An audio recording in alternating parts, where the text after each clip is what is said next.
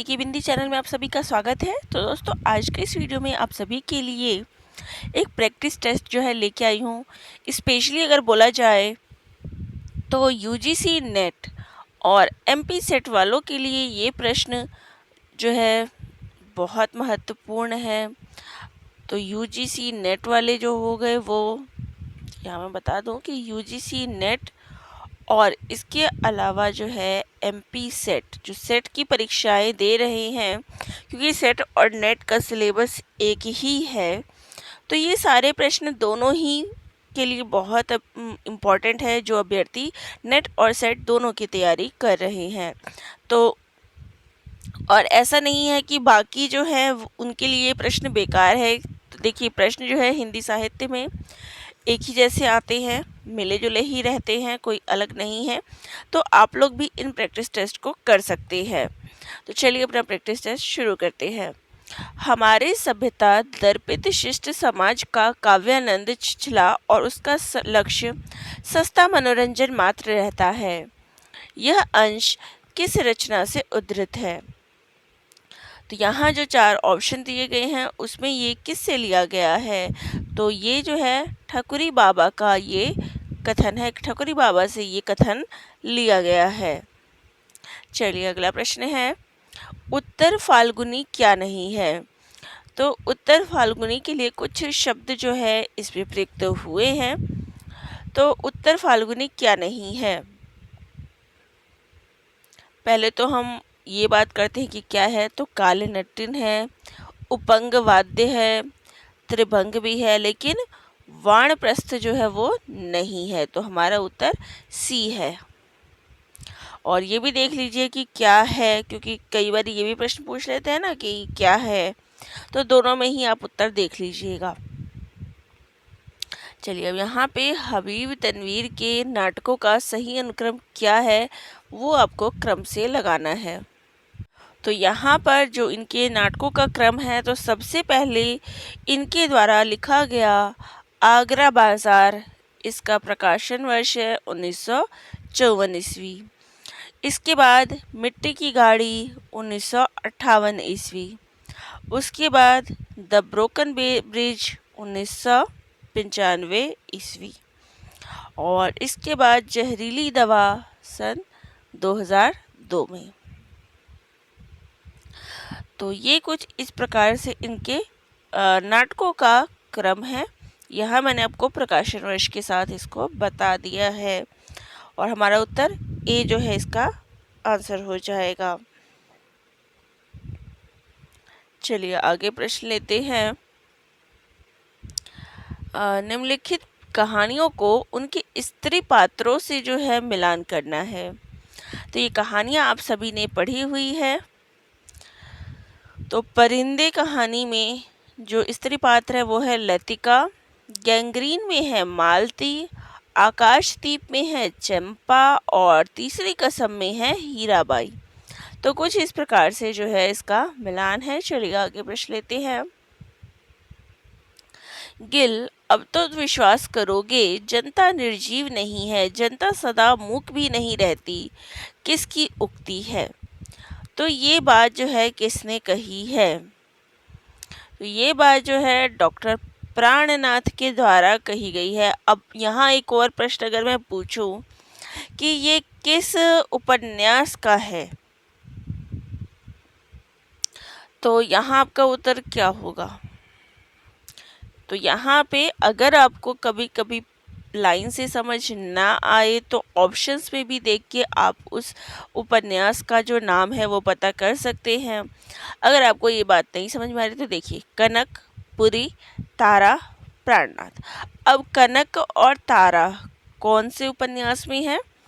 तो झूठा सच में। तो आप इस प्रकार से भी इसको पता कर सकते हैं। चलिए अगला क्वेश्चन है, खड़ी बोली को किस भाषाविद ने देसी हिंदुस्तानी कहा था? तो देशी हिंदुस्तानी कहने वाले थे डॉक्टर गिरिसन।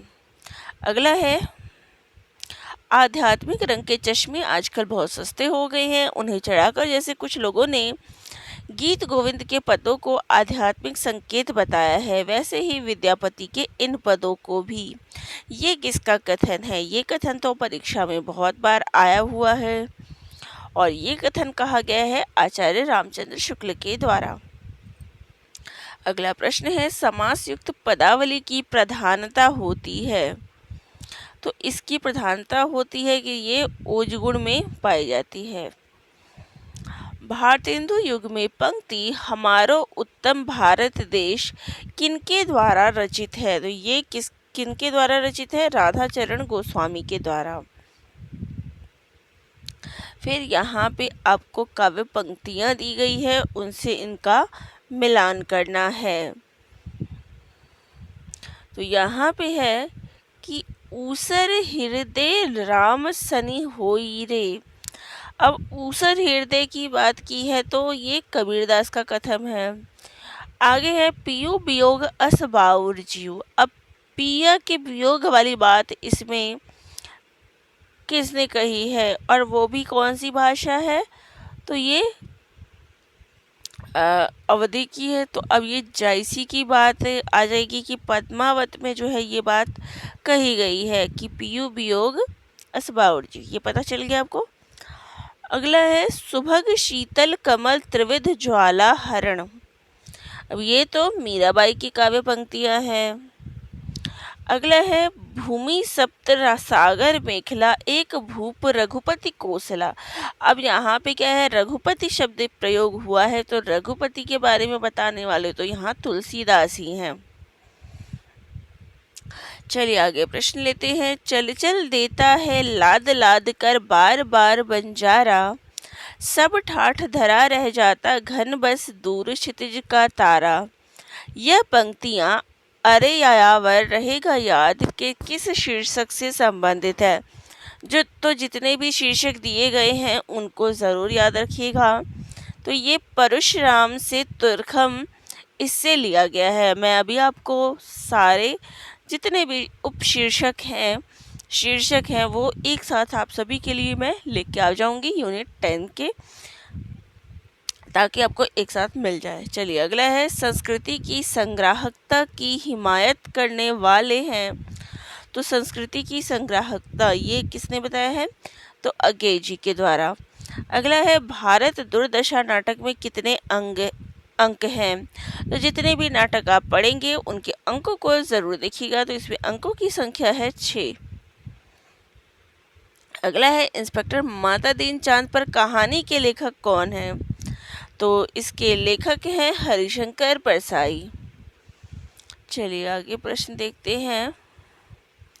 शरद पूर्णिमा की रात किस उपन्यास का अंश है? तो ये जो शरद पूर्णिमा की रात है वो किस में बताई गई है? तो जिंदगी नामा उपन्यास में। अगला प्रश्न है भोलानाथ तिवारी के अनुसार भाषा वैज्ञानिक की दृष्टि से इनमें से कौन मूलतः प्राचीन खड़ी बोली से संबंध है? तो इनका संबंध जो है वो है दक्षिणी हिंदी से। आगे यहाँ पे रचनाकारों को उनकी रचनाओं से सुमेलित करना है। तो देखिए सुरती मिश्र का संबंध जो है किससे है? सुरती मिश्र का संबंध रस गाहक चंद्रिका से है। तोष कवि सुधानिधि, सूदन सुजान चरित, बोधा इश्कनामा। अगर आपको बाकी नहीं भी पता हो तो भी आपको तोष की रचना सुधानिधि के बारे में पता होगा, बोधा की रचना इश्कनामा के बारे में पता होगा, तो इनसे भी आप आगे की 2 में मार्क कर सकते हैं। अगला है कला ज्ञान भी है रूप भी, ये बात जो है किसने कही है? तो ये बात जो है क्रोचे के द्वारा कही गई है। अगला प्रश्न है गांधी, अंबेडकर और लोहिया भारतीय इतिहास की समस्याएं, इस पुस्तक के लेखक कौन हैं? तो इसके लेखक हैं रामविलास शर्मा। चलिए आगे प्रश्न है कर्ण द्वारा कवच और कुंडल दान करने का प्रसंग रश्मि रथी के किस सर्ग में आता है? अब यहाँ अपने सारे सर्ग पढ़ लिए। अब सर्गों में ये पूछा जाता है कि भाई ये किस सर्ग में आएगा। जिस सर्ग में कवच और कुंडल कृष्ण जी को दान वो कर्ण ने जो है दान में दे दिए। तो ये चतुर्थ सर्ग में जो है इसकी बात आती है। आगे प्रश्न है, सभी धर्म स्थान झूठ के अड्डे हैं। धर्म वस्तुतः झूठ की आयु को लंबा करने में बड़ा सहायक है। यह अंश मेरी तिब्बत यात्रा के किस शीर्षक से संबंधित है। अब आपने मेरी तिब्बत यात्रा पढ़ी है, तो उसमें से किस में ये अंश आया हुआ है। तो ये आया हुआ है लहासा से उत्तर की ओर में। अगला प्रश्न है, जगत तपोवन सो कियो। तो ये जो निबंध संग्रह है वो किसका है। तो ये निबंध संग्रह है विवेकी राय का। अगला प्रश्न है, भारत संघ के राजकीय प्रयोजनों के लिए प्रयुक्त होने वाले अंकों का रूप क्या है। तो अंकों का रूप जो है वो है अंतर्राष्ट्रीय। अब यहाँ पे आपको जयशंकर प्रसाद के कहानियों का जो है अनुक्रम बताना है। तो चलिए बताइए। तो यहाँ इनके कहानी संग्रहों की बात करें तो इनकी सबसे पहली कहानी में, यहाँ तो ऑप्शन नहीं है लेकिन मैं बता दूँ, सबसे पहले छाया आती है जो कि 1912 में है। चलिए यहाँ के ऑप्शन में बात करें तो सबसे पहले प्रतिध्वनि 1926 ईस्वी, उसके बाद आकाशदीप 1929 ईस्वी, फिर है आंधी 1931 ईस्वी और फिर है इंद्रजाल 1936 ईस्वी। प्रतिध्वनि 1926 ईस्वी, आकाशदीप 1929 ईस्वी, आंधी 1931 ईस्वी और इंद्रजाल 1936 ईस्वी। तो इस प्रकार से कुछ इनकी कहानियों का अनुक्रम हो जाएगा। ठीक है, तो चलिए आगे प्रश्नों को हम लेते हैं। तो यहाँ पे आपको पात्रों को मिलाना है उनके उपन्यास के साथ। तो यहाँ पे जो हमारा उपन्यास है उर्मिला। अब उर्मिला जो है किस उपन्यास की पात्र है। तो उर्मिला झूठा सच की पात्र है। मिट्टी जो है वो जिंदगी नामा की है। लक्ष्मी जो है अब मैला आंचल की पात्र है। प्रतापी धरती धन्ना अपना की पात्र है, कालीचरण की चाची होती है। अगला है, निम्नलिखित में से कौन सा उच्चारण तंत्र स्थित उच्चारण तंत्र के अंतर्गत नहीं आता। तो इसका सही उत्तर है ऑप्शन बी, जीवा। अगला है, तुमको पीड़ा में ढूंढा तुमको ढूंढूंगी पीड़ा किस काव्य संग्रह की पंक्तियां है। तो यहाँ पे एक पंक्ति दी गई है और यहाँ पे जब हम ऑप्शंस पढ़ते हैं तो हमें पता चलता है कि ये महादेवी वर्मा की काव्य पंक्तियां हैं। तो ये उनके काव्य संग्रह निहार की पंक्तियां हैं। अगला है, रस विवेचन में कारण रूप किसे कहा गया है। तो वह कहा गया है विभाव को। अगला प्रश्न है, द्विवेदी युग के साहित्य पर कर्तव्य परायण उपयोगिता की छाप है। ये मान्यता किस आलोचक की है। तो ये मान्यता है विश्वनाथ त्रिपाठी की। चलिए अगला प्रश्न स्थापना और तर्क से है। राम की शक्ति पूजा में रावण ने अपनी कठोर आराधना से शिव की शक्ति को अपने पक्ष में कर लिया, जिनके समक्ष राम का सारा पुरुषार्थ और रण कौशल व्यर्थ हो जाता है। तो ये कथन तो सही है। और अगला है, राम का अंकन युगीन संवेदना के अनुकूल यहाँ पूरी तरह मानवीय यथार्थ पर। दोनों ही कथन इसके सही हैं। चलिए आगे प्रश्नों को लेते हैं। एक साहित्यिक की डायरी के अंतर्गत तीसरा क्षण में लेखक के मित्र का नाम है। अब आपने एक साहित्यिक की डायरी पढ़ी है, उसमें लेखक के मित्र का नाम क्या है। तो इसका सही उत्तर है केशव। अगला है, मेरे लेखन की पृष्ठभूमि ग्राम जीवन है। यह कथन किस लेखक के द्वारा कहा गया है? ये किस निबंधकार का कथन है? तो इसका उत्तर है विवेकी राय। आगे प्रश्न लिखते हैं, सिंदूर की होली नाटक का प्रकाशन वर्ष क्या है? रचना का समय क्या है? तो इसका समय है 1933 ईस्वी।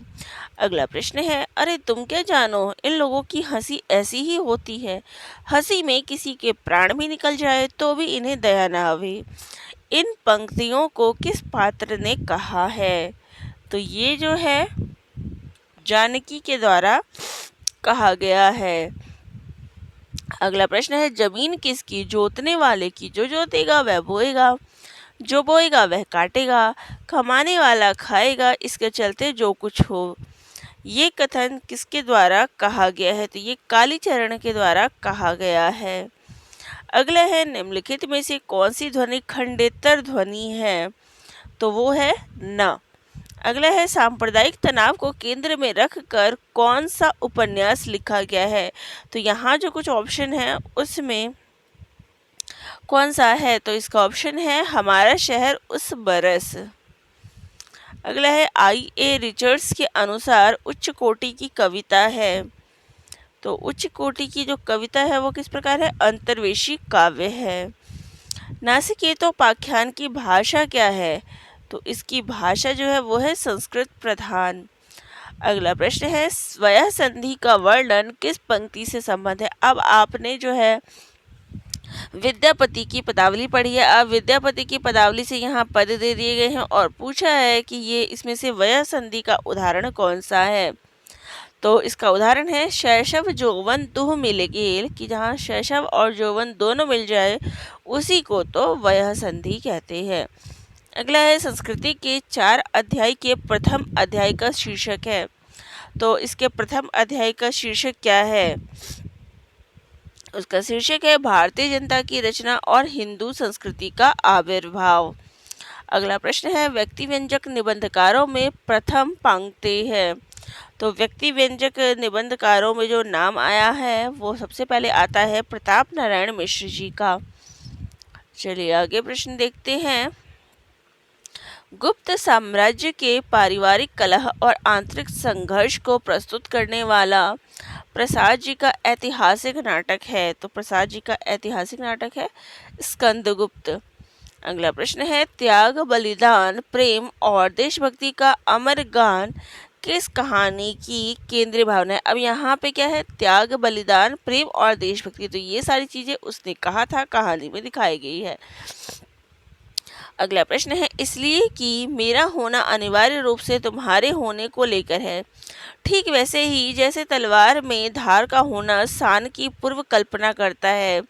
तो यह उक्ति किस चरित्र को संबोधित करता है? अब यहाँ जब हम ऑप्शन देखते हैं तो हमें पता चलता है कि ये कथन जो है शेखर एक जीवनी से लिया गया है। तो इसमें ये कथन जो है शशि के द्वारा कहा गया है। अगला प्रश्न यहाँ पे फिर मिलान का है। तो संवृत क्या होता है? ई और उ। अर्ध संवृत क्या होता है? ए ओ। अर्ध विवृत क्या होता है? अ औ। और विवृत आ औ। चलिए आगे प्रश्न यहाँ पे, रचनाकारों को उनकी रचनाओं के साथ जो है सुमिलित करना है। तो ममता कालिया के द्वारा लिखा गया है उसका यौवन। मृदुला गर्ग के नाम गर्ग का जो उपन्यास है वो है शहर के नाम। चित्रा मुदगल लाक्षागृह। राजी सेठ तीसरी हथेली। चलिए आगे है, रस के बारे में रसो वहस है, ये उक्ति किसकी है? तो ये उक्ति है तैत्तरीय उपनिषद में दी गई है। अब यहाँ पे दलित उपन्यासकारों के नाम दिए गए हैं और दलित उपन्यासों के नाम है और उनके प्रकाशन वर्ष से आप सभी को यहाँ मैच करना है। तो यहाँ पे जूठन का जो प्रकाशन वर्ष है वो क्या है? तो जूठन का प्रकाशन वर्ष है 2003 ईस्वी।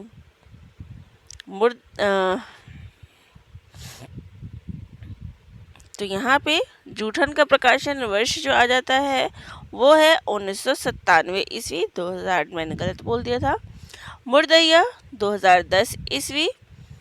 और उसके बाद वीरांगना झलक, ये वो झलकारी ये 2003 में।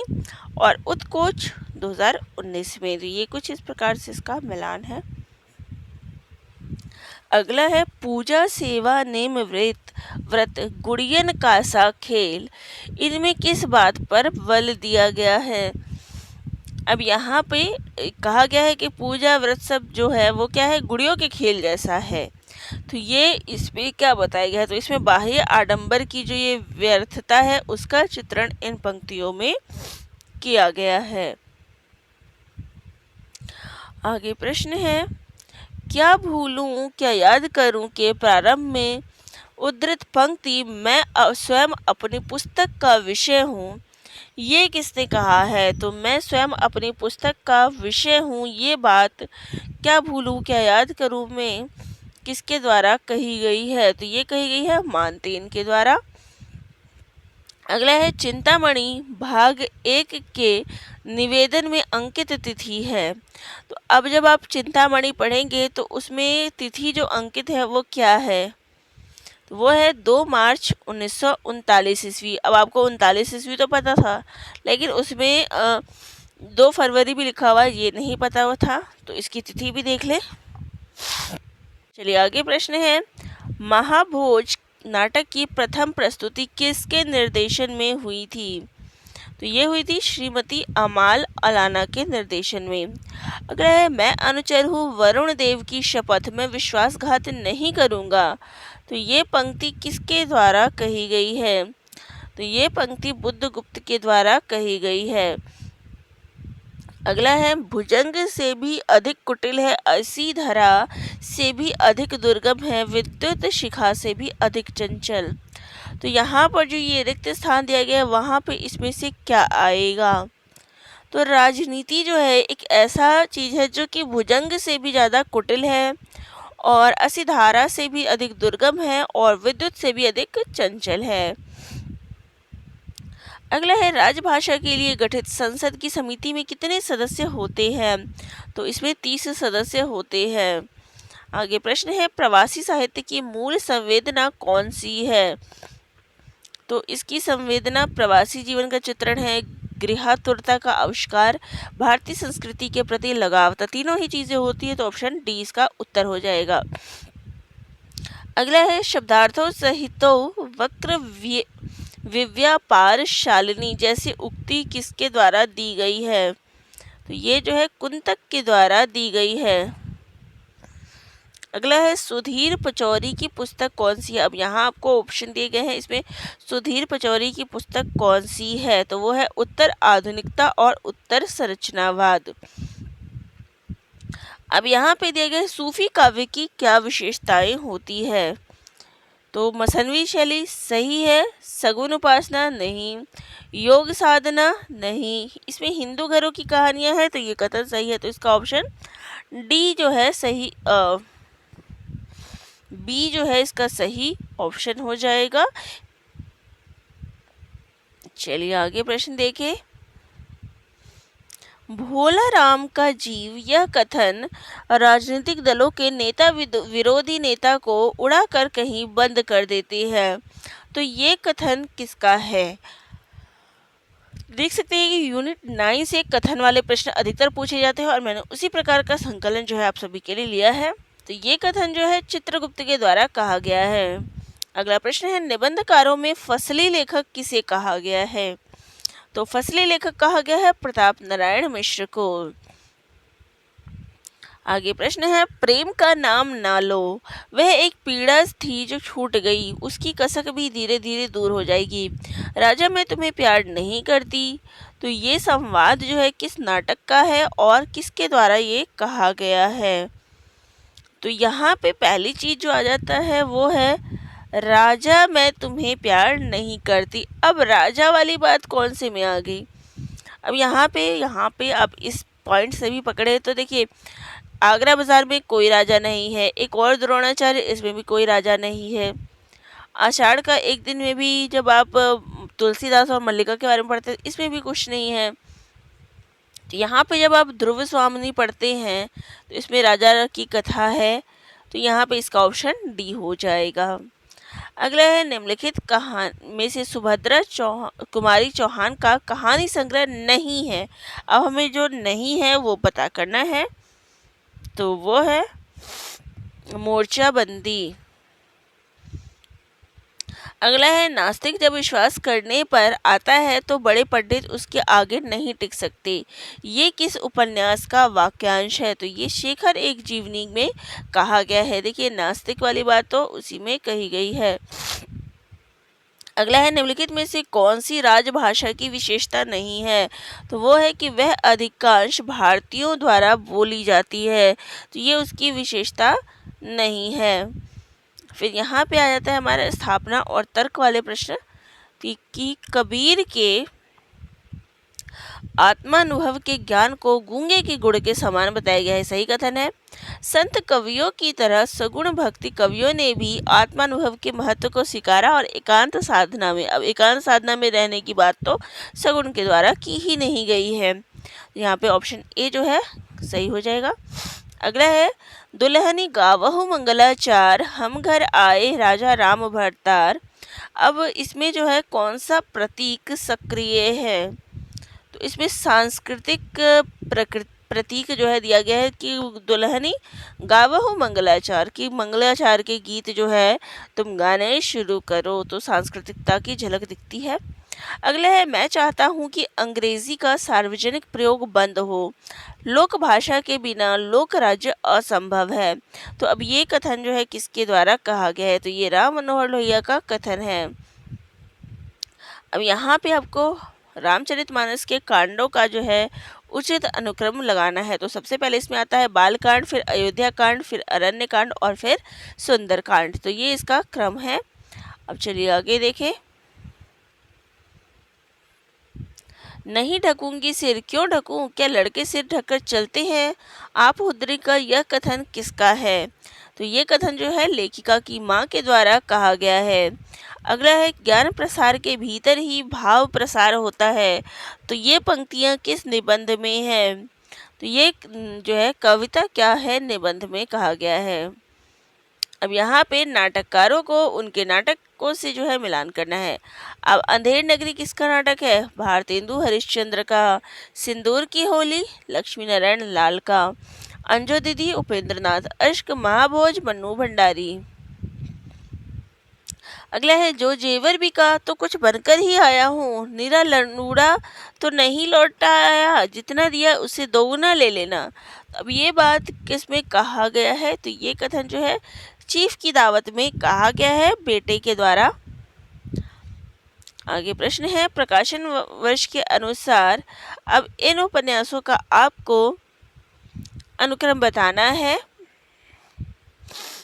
अब यहाँ पे उपन्यासों के प्रकाशन वर्ष की बात करें तो जिंदगी सबसे पहले इसमें आता है राग दरबारी 1968 ईस्वी, आपका बंटी 1971 ईस्वी, धरती धमना अपना 1972 ईस्वी और जिंदगी नामा 1979 ईस्वी। तो जितने भी उपन्यास दिए गए हैं उनका क्रम तो ज़रूर देख लें। आगे प्रश्न है, शुद्ध वर्तनी चुनिए। तो यहाँ पे जो है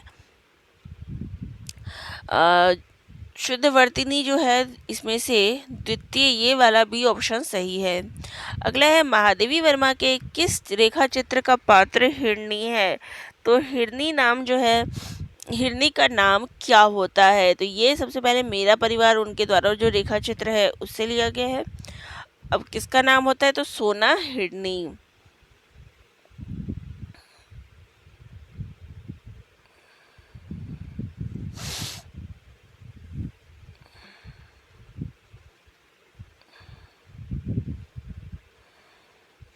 अब यहाँ पे अगला प्रश्न है, कोमल पदों वाली उचित समास युक्त विश्लेषण प्रधान वर्णात्मक शैली। तो ये जो है किसके लिए कहा गया है?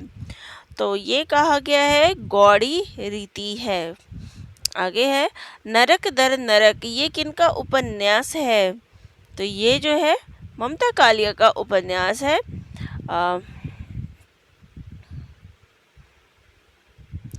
अब यहाँ पे पंक्तियों को उनके रचनाकारों से जो है मिलान करना है। तो यहाँ पे कौन हो तुम वसंत के दूत, विरस पतझड़ में अति सुकुमार। तो ये कथन जो है किसका है? ये कथन है जयशंकर प्रसाद जी का। अगला है कपि हुए नम्र, क्षण में माता छवि लीन। अब ये कथन जो है किसका है? तो ये सबसे पहले देखिए कपि हुए नम्र। अब कपि वाली बात निराला के राम की शक्ति पूजा में है। अगला है मृत्यु तुम्हारा गरल दंत, केचुरा के कंचुक कल्पांतर। अब ये बात जो है सुमित्रानंद पंत की है। अगला है मेरा पग पग संगीत भरा। तो ये महादेवी वर्मा का है, संगीत भरा की बात। अगला है मुर्दैया आत्मकथा का संबंध किस जिले में के किस गांव में है। अब आपने जो है मुर्दैया पढ़ा, अब वो किस जिले में और किस गांव से संबंधित है। तो ये जो है आजमगढ़ के धर्मपुर गांव से संबंधित है। अगला है प्रताप नारायण मिश्र की निबंध शैली की विशेषता नहीं है। तो इनकी विशेषता नहीं है वैचारिकता। अगला है निम्नलिखित पंक्तियाँ किस नाटक की है। सब कुछ बह गया, मेरे अपने व्यक्ति मूल्य, मेरी निश्चिंत किंतु ज्ञानहीन अवस्थाएं। ये किसमें कहा गया है? तो ये अंधा युग नाटक में कहा गया है। अगला है राही कहानी की केंद्रीय संवेदना में यह विचार प्रमुख है। तो राही कहानी में कौन से विचार प्रमुख है? यहाँ ऑप्शन में दिया गया है, तो वो है न्याय एवं शासन व्यवस्था की जो भ्रष्टता है, इसका चित्रण किया हुआ है। अगला है घबराए हुए शब्द, ये किस विधा की रचना है? तो ये जो है कविता है। अब यहाँ पे विज्ञापन के प्रकारों के साथ संचार माध्यमों को जो है मिलान करना है। तो मुद्रित क्या है? इश्तहार, मतलब जो निकलता है। मौखिक क्या है? बैंडर। श्रव्य जिसको हम सुन सकते हैं, टेलीविज़न। और दृश्य जिसको देख सकते हैं वो है श्रव्य में आएगा रेडियो पे सुनते हैं, और दृश्य जिसको हम देख सकते हैं वो है टेलीविज़न। अगला है निम्नलिखित में से कौन सी आत्मकथा दलित जीवन से संबंध नहीं है। तो दलित जीवन के ऊपर जो दिए गए हैं आत्मकथाएं, उनको ज़रूर याद कर ले, क्योंकि यहाँ पे देखिए उनके प्रकाशन वर्ष से प्रश्न था, और यहाँ पे फिर कौन सा जो है दलित आत्मकथा से संबंधित है। तो ऐसे प्रश्न आते रहते हैं। तो वो है मेरे साथ जन्म, ये दलित जीवन से संबंधित नहीं है, बाकी ये तीनों जो है दलित जीवन से संबंधित है। अगला है इनमें से कौन रूसी रूपवाद का उन्नायक नहीं है। तो वो है वॉल्टर पेरेट, जो है उन रूसी रूपवाद से संबंधित नहीं है। अब यहाँ पे फिर से आपको जो दलित आत्मकथाएं है उससे ही इनको मिलान करना है। तो ओम प्रकाश वाल्मीकि की रचना कौन सी है? तो ओम प्रकाश वाल्मीकि की रचना जो है वो है गोहत्या। मोहनदास नैमिषराय की अपना गांव। जयप्रकाश करदम की नोबार। और रत्न कुमार सांभरिया फुलवा। सुमित्रानंदन पंत के किस काव्य के केंद्र में अरविंद दर्शन है? तो उनके किस काव्य में अरविंद दर्शन है? तो वह है स्वर्ण किरण में। कृष्णचंद्र की कहानी जामुन का पेड़ का केंद्रीय उद्देश्य क्या है? तो इसका केंद्रीय उद्देश्य है नौकरशाही का पर्दाफाश। अगला है संस्कृति और सौंदर्य शीर्षक निबंध का लेखक निबंध के बिल्कुल आरंभ में किसे याद करता है? तो जब आप ये निबंध पढ़ते हैं तो लेखक सबसे पहले इसमें किसे याद करता है? तो वो है हजारी प्रसाद द्विवेदी जी को। अगला है कालिदास के बहाने राज्यश्रेय और व्यक्तिक रिश्तों की टकराहट को विषय बनाकर लिखा गया नाटक कौन सा है?